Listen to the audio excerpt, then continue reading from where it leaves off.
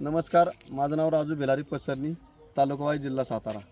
मी सातारा जिल्ह्यामध्ये पहिली सफरचंदाची शेती केलेली आहे आणि अशा पद्धतीनं का आपल्या सफरचंदाला फळं लागलेली आहेत. हे डेअरिंग केलं म्हणजे आपलं महाबळेश्वर तालुका असल्यामुळं की इथं मिनी काश्मीर म्हणतात म्हणून मी सफरचंद लावायचं धाडस करून ही अशा पद्धतीने मी शेती केलेली आहे. ह्या शेतीला माझ्या 2 वर्ष पूर्ण झालेले आहेत. आता सरासरी एका झाडाला कमीत कमी 10 ते 15 किलो माल आत्ता लागलेला आहे. आणि सर्वप्रथम झाडांचे खड्डे काढून शेणखत वगैरे टाकून ऑर्गॅनिकमध्ये सर्व ह्याच्यावरती काम करून ह्या शेतीचं मी असं उत्पन्न घेतलेलं आहे. नमस्कार, मी माधुरी यादव. राजू भिलारे यांचं हे शेत आहे. तर सुरुवातीला जेव्हा आम्ही ह्यांना भेटलो होतो तेव्हा त्यांनी सफरचंदा झाडाची पूर्ण कटिंग केली होती. काश्मीरमधून त्यांनी मार्गदर्शन घेत होते सुरुवातीला. तर त्यांनी सांगितलं होतं की आता कटिंग केलं तर आम्ही तुम्हाला हे करणार नाही, तुमची झाडं मरून जातील. तर त्याच्यानंतर आमची आणि त्यांची भेट झाली होती. तर मी त्यांना सांगितलं होतं की आपली company MI lifestyle marketing global private limited ह्या कंपनीचं एक ब्रँड आहे इंडिया ग्रो म्हणून. तर त्याची खतं ह्यांना वापरायला सांगितली होती. ओलिव्ह, ग्रो मॅजिक आणि MI स्प्रे भूअस्त्र.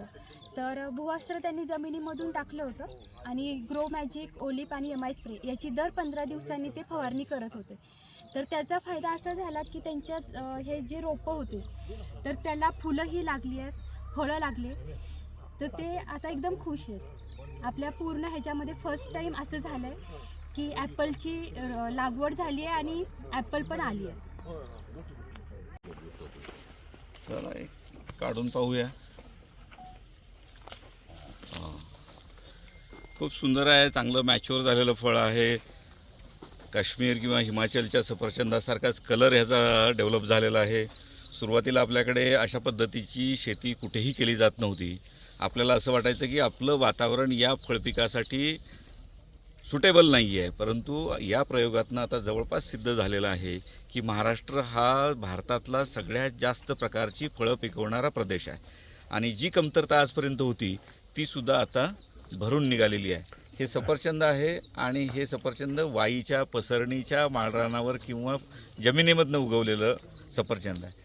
आता जे पर्यटक पाचगणी आणि महाबळेश्वरकडे येतील त्यांना बागेत जाऊन स्वतःच्या हाताने फळझाड किंवा हे फळ तोडून घेऊन खाण्याची संधी या निमित्ताने उपलब्ध झालेली आहे. या निमित्तानं जिल्हाधिकारी म्हणून मी राज्यातल्या देशातल्या पर्यटकांना विनंती करतो की ज्यावेळेस आपण पाचगणी आणि महाबळेश्वरला भेट द्याल त्यावेळेस आमच्या पाचगणीच्या शेतकरी राजू भिलारे यांच्या शेताला आपण आवर्जून भेट द्या. त्यांच्या शेतातली ही फळझाडं तुम्ही आवर्जून विकत घ्या आणि त्यांनी केलेल्या प्रयोगाला समर्थन द्या. एवढंच मी आपल्या आपण हे ॲपल खाऊन तुम्हाला टेस्ट कशी वाटली याचा अनुभव सांगा. हो,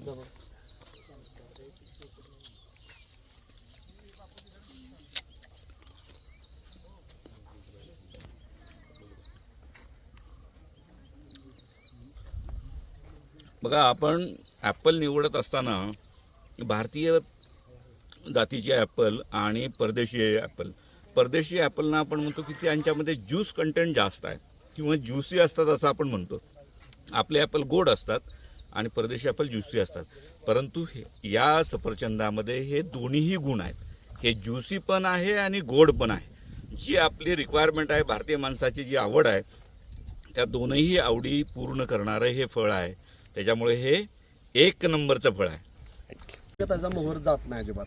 एवढं हे म्हणजे डंगरी डोंगरात एकदम म्हणजे कडक आहे. शिंतोडे आले तरी काही होत नाही त्याला मोहर असताना. किती पाऊस येऊ द्या, किती ऊन पडू द्या, किती त्याला थंडी पडू, थंडी पडली तर आणखी झाड आणखी उलट चांगला फ्लॉवरिंग चांगला आहे. फ्लॉवरिंग आणि केवढं छान फ्लॉवरिंग सेटिंग. पण असं सगळे एकाच वेळी येतात फ्लॉवरिंग असं नाही आहे. एकाच वेळी पूर्ण माल होता, बघणार का माल होता. आता तो पहिला माल गेला बाहेर आणि आता हा कुठला बहार आहे? आता हा परत दुसरा चालू झाला होता एवढ्या ह्याच्यामध्ये. नाही, जसं बाकी पिकामध्ये आपण आंबिया बहार किंवा अमृत बहार किंवा आता आंबे आज बाहेर धरायचा आता आंब्याच्या टाइमिंग आला म्हणजे नंतर हां त्या वर्षभरातून किती वेळा फलधारणा होते? ह्याची आपली छाटणी येण्यावरती तुम्ही छाटणी जर 2 वेळा घेतली 2 वेळा माल येणार. आता कधीची छाटणी झाली तुमची? ही नोव्हेंबरमध्ये मला छाटणी. नोव्हेंबरची छाटणी. हां नोव्हेंबरमध्ये. आणि छाटणी झाल्यानंतर किती दिवसानंतर फुल लागतं? लगेच येते 15 दिवसात फुल चालू 15 दिवसात फुल चालू होतं. लगेच चालू होते. बरं. नुसत्या काठ्या आपण ठेवल्या याला हां. आणि पहिल्यांदा फुल आलं डायरेक्ट फळच सेटिंग झालं नंतर पान आली याला. तुम्हाला ही प्रेरणा कशी मिळाली, घ्यावा असं का वाटलं?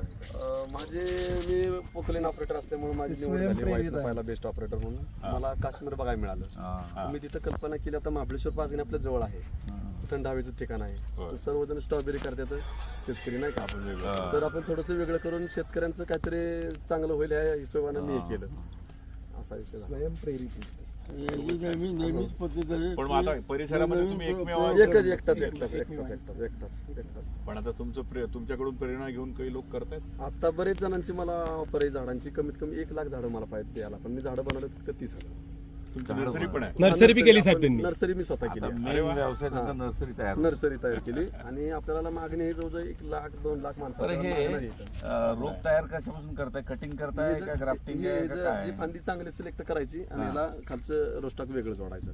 रूट स्टॉक कुठला घेत आहे? ते आता आपल्याला ती जम्मूवाली सांगत नाहीत बरोबर आहे कुठले, आपल्याला विकत देतात तुम्ही ना. कशावर करताय? त्यांच्याकडून आपण बुडका आणतो आणि ओके, झाडांचं रूट स्टॉक त्यांच्याकडनं आणताय हां. आणि ह्याचं ग्राफ्ट करताय ह्याचं त्याच्यावर. ग्राफ करतो असं. नाही, पण कृषी महाविद्यालयाचा सल्ला घ्या ना, तिकडच्या कृषी महाविद्यालयाचा. हो, हो, हो. आपल्या पुण्या कृषी महाविद्यालयाला सांगू आपण, ते तिकडच्या कृषी महाविद्यालयाला बोलवतील बरोबर आहे, बरोबर आहे. आणि त्यांच्याकडनं माहिती घेतील सगळी. हो हो हो आपण चालेल, चालेल. फॅसिलिटेट करून येस देऊ ना. येस येस त्यांना काय त्या शर्माकडनं आणले होते का रोप? शर्मांची रोपं आपल्याकडे चालत खरंच नाही. चालत त्यांची- ठीक त्यांची आहे, इंडिव्हिज्युअली कोणी तुम्हाला मदत करत नसेल तर आपली सगळीच कृषी महाविद्यालय देशातली एकमेकांशी बोलत असतात. हो हो हो तर त्यांच्या माध्यमातून आपल्याला फॅसिलिटी एक्झॅक्ट एक्झॅक्ट. मला आणखी मदत होईल म्हणजे तसं केलं तर. लगेच करून घेऊ आपण. हो हो बोला आहेत ना, आहेत ना. चला बापू तिकडे मोठे